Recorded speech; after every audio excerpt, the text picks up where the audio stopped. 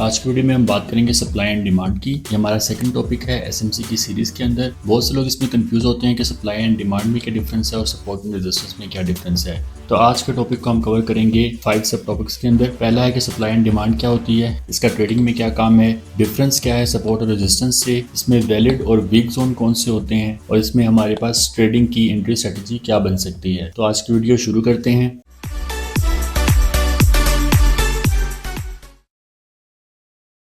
किसी भी मार्केट के अंदर अगर प्राइस ऊपर जाती है या प्राइस नीचे आती है तो उसमें जो रोल होता है वो होता है सप्लाई एंड डिमांड का। यही वो चीज़ है जो प्राइस को मूव करवाती है और यही वो चीज़ है जो मार्केट के अंदर किसी भी चीज़ की प्राइस डिसाइड करती है। तो इसको मैं जनरली आपको बताता हूँ कि सप्लाई एंड डिमांड हम कहते किसे हैं। सप्लाई होता है कि मार्केट में किसी भी चीज़ की अवेलेबिलिटी होना। अवेलेबिलिटी किसी भी चीज़ की मार्केट में अगर ज़्यादा होगी, एक्सेस में होगी, तो इसे हम कहते हैं सप्लाई।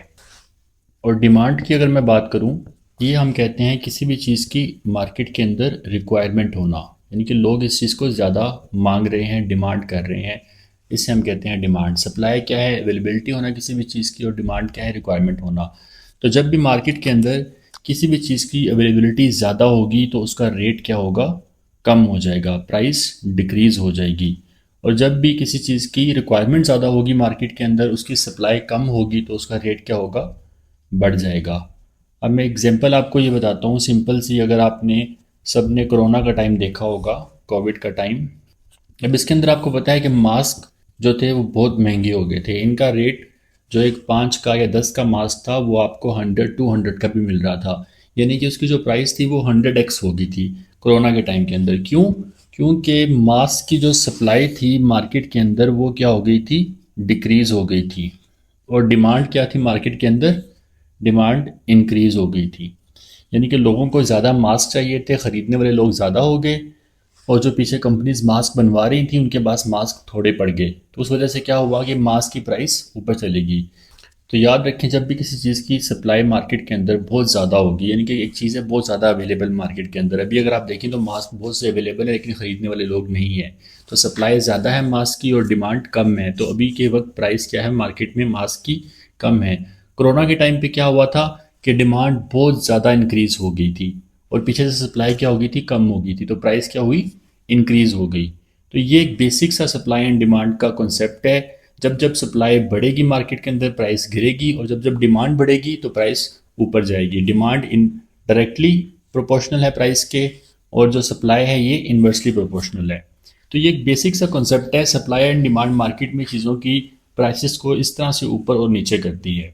अब इससे आगे चलते हैं कि सप्लाई एंड डिमांड का ट्रेडिंग के अंदर क्या रोल है। अब ट्रेडिंग के अंदर भी किसी भी एसेट की प्राइस है, फॉर एग्जांपल ट्रेडिंग के अंदर हमारे पास गोल्ड है, सिल्वर आ जाता है या बीटीसी आ जाता है, तो इनमें से जब भी इनकी सप्लाई डिक्रीज़ करेगी, सप्लाई अगर हमारे पास इन चीज़ों की कम हो जाती है तो प्राइस ऊपर जाएगी। अगर इनकी डिमांड कम हो जाती है तो प्राइस नीचे गिरेगी। अब इसी के साथ मैं बताता हूँ, अब अगर सप्लाई ज़्यादा हो जाए तो प्राइस नीचे गिरेगी और अगर डिमांड ज़्यादा हो जाए तो प्राइस ऊपर जाएगी। तो ये इसका रिलेशन है टोटल। जो हमारे अंदर मार्केट के अंदर जितने भी एसेट हैं इनकी भी प्राइस इसी तरह मार्केट में ऊपर जाती है या नीचे आती है सप्लाई एंड डिमांड की वजह से। अब अगर आप गोल्ड का चार्ट देखें तो गोल्ड पिछले कुछ सालों से बुलिश है, यानी कि गोल्ड की प्राइस मुसलसल नीचे भी आती है, लेकिन अगर आप ओवरऑल मंथली या ईयरली चार्ट देखेंगे तो गोल्ड कुछ सालों से मुसलसल ऊपर जा रहा है। इसकी क्या वजह है? क्योंकि दुनिया में जो गोल्ड की सप्लाई है, गोल्ड के जो रिजर्व्स हैं वो कम होते जा रहे हैं, गोल्ड नया निकल नहीं रहा। तो क्या हो रहा है, गोल्ड की प्राइस मुसलसल ऊपर जा रही है। इसी तरह सिल्वर भी है। तो जिस तरह सप्लाई मार्केट में कम होती जाएगी, डिमांड बढ़ती जाएगी, उस चीज़ की प्राइस ऊपर जाना शुरू हो जाएगी। अब इसको हम देखते हैं कि हम चार्ट के अंदर सप्लाई एंड डिमांड को किस तरह देखते हैं। अब जब हम ट्रेडिंग में बात करते हैं तो किसी भी एसेट की प्राइस इस तरह से मूव कर रही होती है। अब आप देखते हैं कि प्राइस एक पॉइंट पे आके इस तरह मूव कर रही है और एक सडन रिएक्शन मिलता है और प्राइस जंप करती है।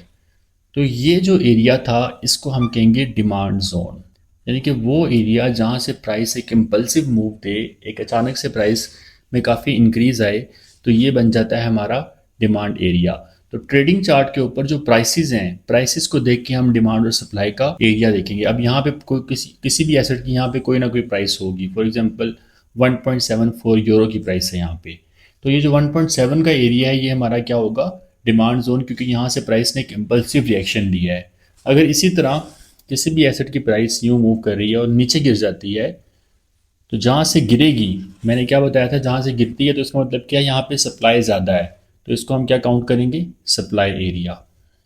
तो ट्रेडिंग चार्ट्स के अंदर वो एरियाज के जहाँ से प्राइस के अंदर एक इम्पल्सिव मूव आता है, प्राइस या तो बहुत ज़्यादा ऊपर चली जाए या बहुत ज़्यादा नीचे गिर जाए अचानक से, तो वो एरिया क्या होंगे, डिमांड एंड सप्लाई जोन। जहाँ से प्राइस इम्पल्सिव अपवर्ड मूव दे वो डिमांड जोन बन जाएगा, जहाँ से प्राइस इम्पल्सिव नीचे की तरफ डाउनवर्ड मूव दे वो एरिया होगा सप्लाई।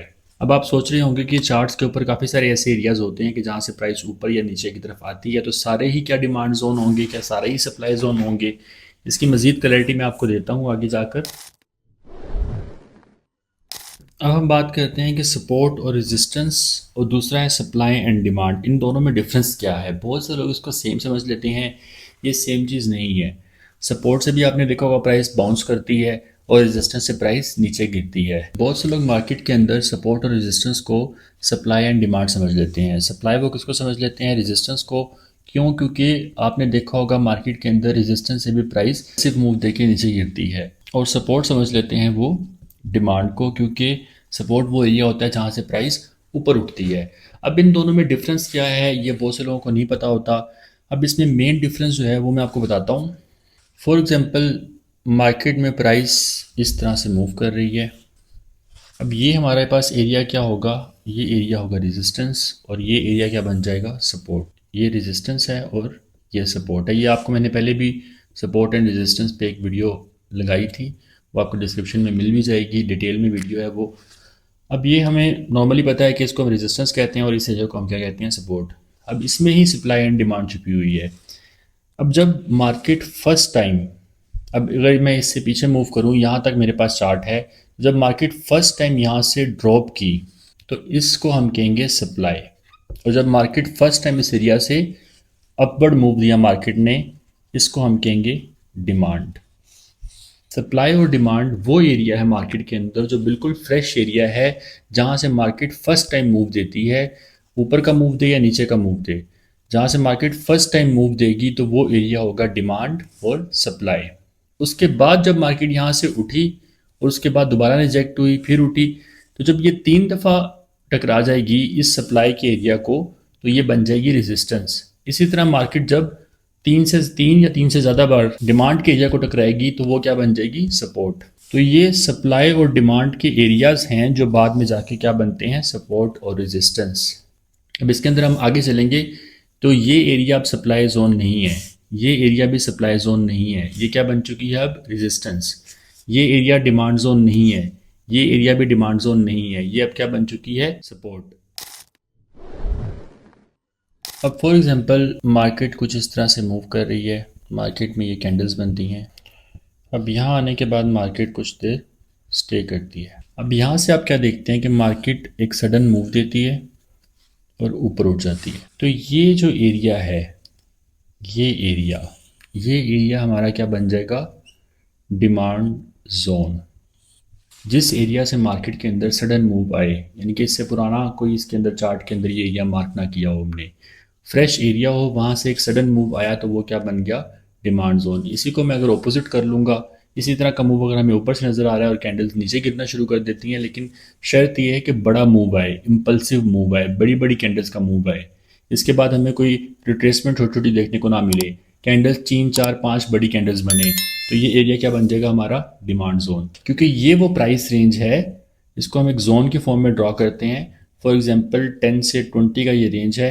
अब ये वो प्राइस का एरिया है जहाँ पे इस एसेट की क्या है, डिमांड है, यानी कि लोग यहाँ पर ख़रीदना चाहते हैं, तभी इतना बड़ा मूव आया है। या सेकेंडली हम एसएमसी पढ़ रहे हैं, तो ये वो एरियाज़ होते हैं जहाँ पे स्मार्ट मनी ने, बैंक्स ने, इंस्टीट्यूशंस ने अपने ऑर्डर प्लेस किए होते हैं। ये वो एरिया होता है, क्योंकि इतने इतने बड़े मूव जब मार्केट में आते हैं तो ऑब्वियसली स्मार्ट मनी अपना पैसा यहाँ पे लगाती है, तो इतना बड़ा मूव आता है। तो हम सप्लाई एंड डिमांड के एरियाज़ को ये कंसिडर करते हैं कि यहाँ पे बिग मनी यानी कि स्मार्ट मनी एंटर करती है। अब सेकंड इसके अंदर क्या है, अब मार्केट के अंदर ये बड़ा मूव आ गया। इस मूव के आने के बाद फॉर एग्जांपल मार्केट यहाँ से दोबारा ड्रॉप करना शुरू, और ड्रॉप करते करते इस जोन की तरफ दोबारा वापस आती है। तो जैसे ही मार्केट इस जोन के साथ टकराएगी तो यहाँ से हमें दोबारा से एक बड़ा मूव और पिछले मूव से ज़्यादा बड़ा मूव देखने को मिलता है। ये पिछले वाले हाई को भी क्रॉस कर देगा। हम इस मूव को कैप्चर नहीं कर सकते क्योंकि यहाँ पे स्मार्ट मनी ने एंटर किया, हमें नहीं पता था कि यहाँ पे क्या होना है। लेकिन जो सेकंड मूव है, इस मूव को हम कैप्चर कर सकते हैं। इसलिए हम सप्लाई एंड डिमांड को पढ़ रहे हैं ताकि हम ये सेकंड मूव को कैप्चर कर सकें और अपना एक अच्छी ट्रेड बना सकें। फर्स्ट लेक्चर में मैंने आपको बताया था कि जो बिग मनी होती है उनके ऑर्डर्स एकदम प्लेस नहीं होते। अगर उसने यहाँ पे 10,000 क्वांटिटी का ऑर्डर प्लेस किया है तो इस मूव में सिर्फ 5,000 क्वांटिटी ही बाय हो पाती है। बाकी जो पेंडिंग 5,000 है वो जब मार्केट सेकेंड टाइम आती है इन ऑर्डर्स को पिक करने, तब ये क्वांटिटी पिक होती है।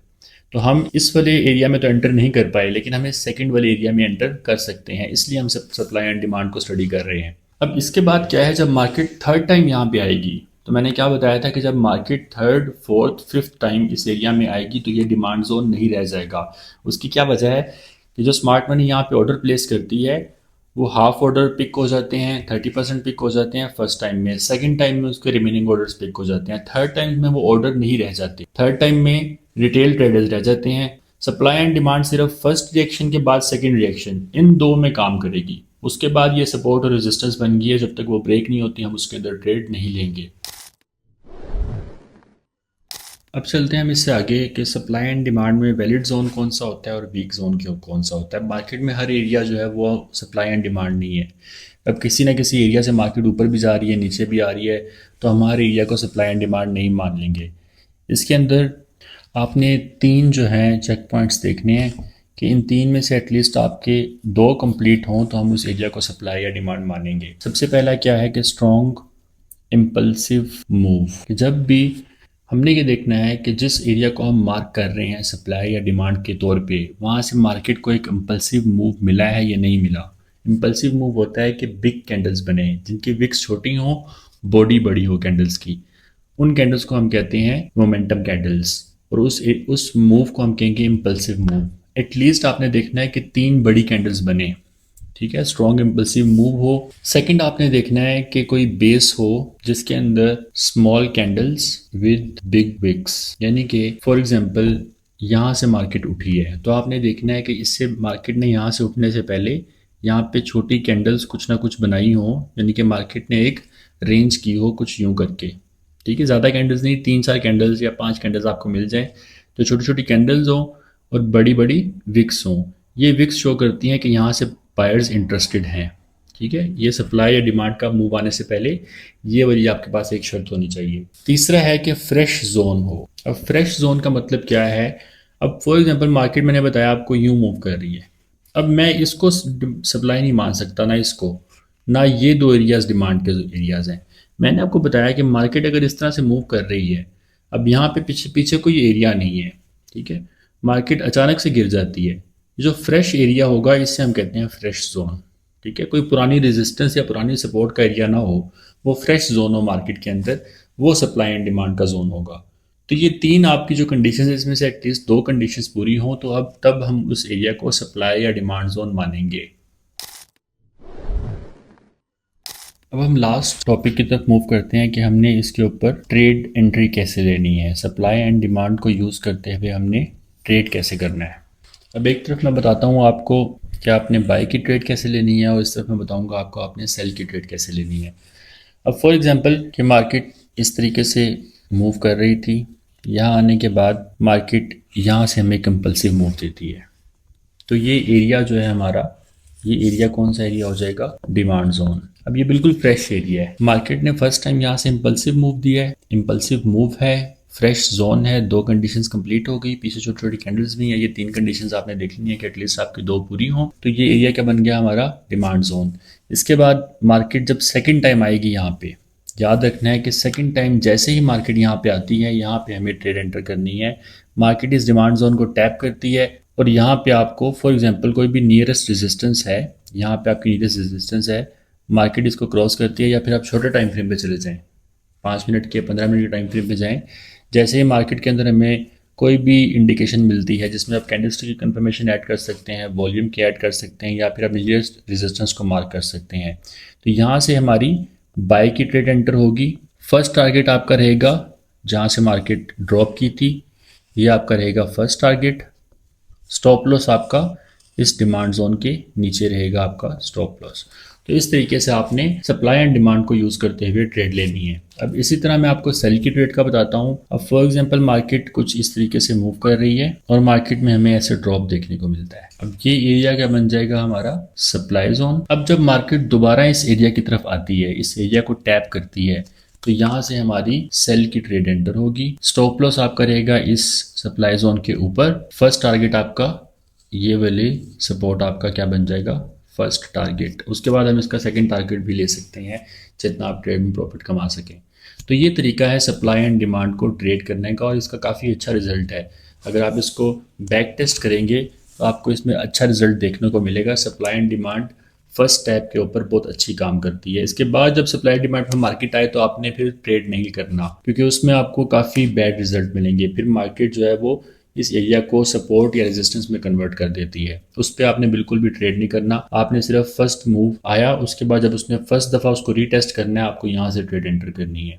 तो ये सप्लाई एंड डिमांड का बेसिक सा कॉन्सेप्ट था जिसको हम एसएमसी में भी यूज़ करते हैं। फ्रेश एरियाज है जिनको आपने ड्रॉ करना है और आने वाले टाइम पे यही एरिया आपकी सपोर्ट एंड रेजिस्टेंस भी बनती है। इस एरिया को आप जितना इनिशियली मार्क कर लेंगे, आप इस पर फर्स्ट टाइम यहाँ ट्रेड ले सकते हैं और आने वाले टाइम पे यही एरिया जो है ये आपका सपोर्ट या रेजिस्टेंस में कन्वर्ट हो जाता है। तो आपका चार्ट भी साथ साथ मार्क होता रहेगा। तो उम्मीद करता हूँ आपको सप्लाई एंड डिमांड का कॉन्सेप्ट समझ आ गया होगा और आज आपको ये भी पता चल गया होगा कि supply and demand and support and resistance में क्या डिफरेंस है। तो आज की वीडियो को यहीं पे खत्म करते हैं। इसके अलावा हमारा व्हाट्सएप चैनल है जहाँ पे आपको डेली की ट्रेड्स और चार्ट एनालिसिस मिलते रहते हैं। चैनल सब्सक्राइब करने के लिए वीडियो की डिस्क्रिप्शन में लिंक है और वहाँ से आप चैनल ज्वाइन कर सकते हैं। आपसे मुलाकात होगी अगली वीडियो में। अल्लाह।